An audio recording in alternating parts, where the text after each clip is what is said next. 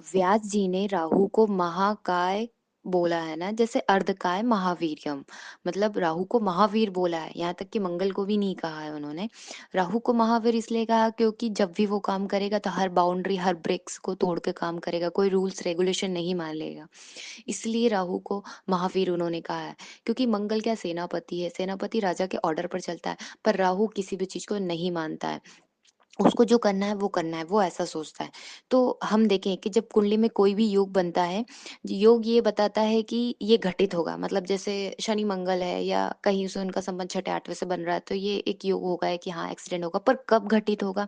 तो ये हम देखें कि ये महादशा, जब भी महादशा आएगी, जैसे हम बोलते दूसरे भाव सातवें भाव की उसमें अंतरदशा चल रही है, जो कि मारक हम बोलते हैं, तो ये घटित तब होगा। मतलब महादशा डिसाइड करेगी ये घटना तब होगी। तो आज हम बात कर रहे हैं राहु के बारे में।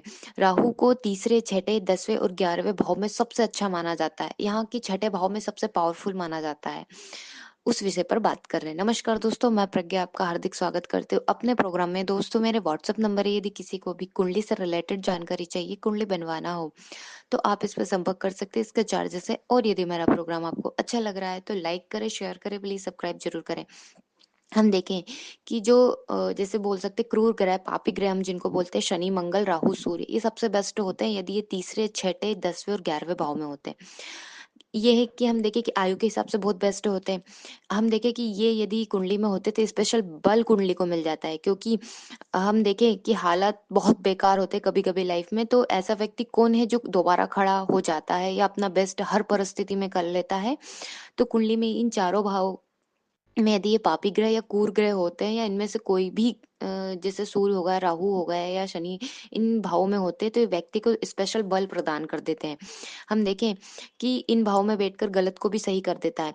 जो कुंडली की कमी है होती है ना, उसको पूरी कर देते हैं ये लोग, चाहे किसी भी लग्न की कुंडली हो।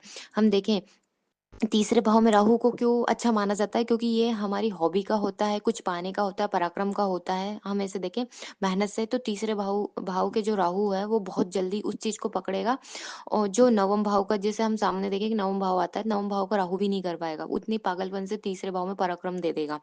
तो जो चाहिए व्यक्ति को वो वहां पे कर लेगा। इसके बाद हम देखें कि छठे भाव का राहु, छठे भाव का राहु इसलिए बेस्ट है क्योंकि छठा भाव जो होता है रोग रिपू ऋण का, शत्रु का, हमारे बोल सकते हो कर्जे का, प्रॉब्लम्स का, सारी बीमारियों को, उन पर कौन राहु आके बैठ गया है। मतलब एक तरह से ये सुपर प्लस पॉइंट आप इसको बोल सकते हो। उनको यहाँ पर बैठ के वो सबको खा जाएगा, मतलब उनको सबकी बैंड बजा देगा, ऐसा आप बोल सकते हो। क्योंकि छठे भाव का राहु सबसे ज्यादा पावरफुल होगा और आयु को स्पेशल बल प्रदान कर देगा, क्योंकि उस सबका दमन ऑलरेडी उसने कर ही दिया है।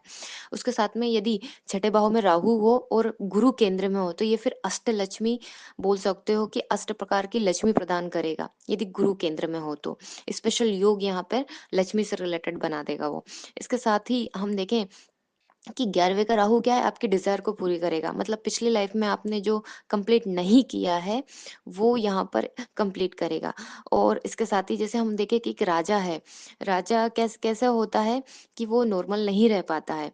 तो यदि वो नॉर्मल रह लेगा तो हो सकता है दूसरा जो पड़ोसी राजा वो यहाँ पर पावरफुल हो जाए, वो आक्रमण कर दे। इसीलिए वो कुछ ना कुछ करता ही रहेगा, अपनी सेना को स्पेशल ट्रीट करता रहेगा या अपने धन धान को बढ़ाने के लिए काम करेगा। मतलब वो नॉर्मल नहीं रह सकता। तो 11वें भाव का जो राहु रहता है ना, वो स्पेशल हो जाता है क्योंकि अपनी डिजायर इच्छा जो भी व्यक्ति करेगा उसको सब फुलफिल करेगा। हम देखें कि 10वें भाव का राहु बहुत बेस्ट माना जाता है जॉब के हिसाब में, क्योंकि वो कर्म भाव में बैठा है, तो वीरता उसकी कहाँ दिखाएगा, वो कर्म भाव पर। लेकिन हम ये देखें कि चौथे भाव में राहु आके बैठ गया तो वीरता कहाँ दिखेगी, घर में दिखेगी। इसलिए ना जब भी चौथे भाव में राहु होता है ना, तो इनको स्पेशल बोला जाता है कि यदि आप जो समय पर कर रहे हो उसको कर लेना चाहिए, नहीं तो दोबारा राहु ऐसा है कि स्वाभाविक ही केतु वहां बैठ जाएगा तो कंफर्ट जोन उसको मिल जाएगा दसम में। तो इसलिए वो लाइफ में कुछ करना ही नहीं चाहेगा क्योंकि उसे बहुत इजीली सब मिल ही रहा है। तो चौथे भाव का राहु इतना अच्छा नहीं है जितना दसम भाव का राहु सबसे बेस्ट रिजल्ट देता है। क्योंकि कर्म भूमि में आके बैठ गया और स्वाभाविक है, कर्म करेगा तो उसको बहुत ज्यादा अपना यहाँ पर दम और पावर दिखाने को मिलेगा। धन्यवाद दोस्तों।